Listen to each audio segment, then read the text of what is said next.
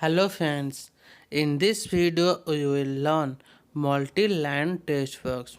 So we can use text area tag for multi-line text works. Okay, any text that appears between the opening text area tag and closing text area tag will appear in the text works. Okay.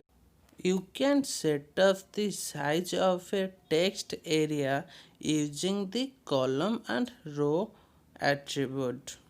So enter the size of row and column attribute. Suppose row equal to 12 and column equal to 38. Then save the file and refresh in browser. Then you can see one text area box will appear. If we have entered the bunch of text, then we can see browser automatically put a score bar. Okay.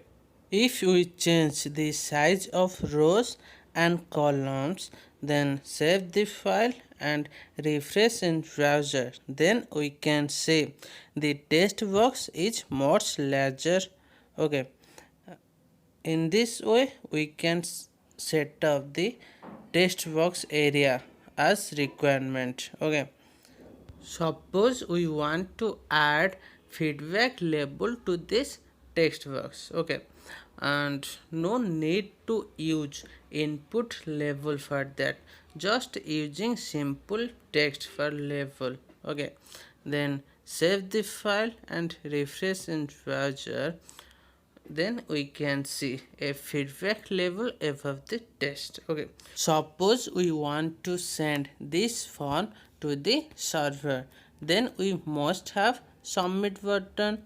Okay, for submit button we can use input element again and type equal to submit, that gives us submit button, and value attribute is used to control the text that appears on a button. Okay, then save the file and refresh in browser, then we can see a submit button. Okay, for better look we can use a line breaker. Okay, then save the file and refresh. Look, submit button is below the text box. Okay, I will see you guys in next video.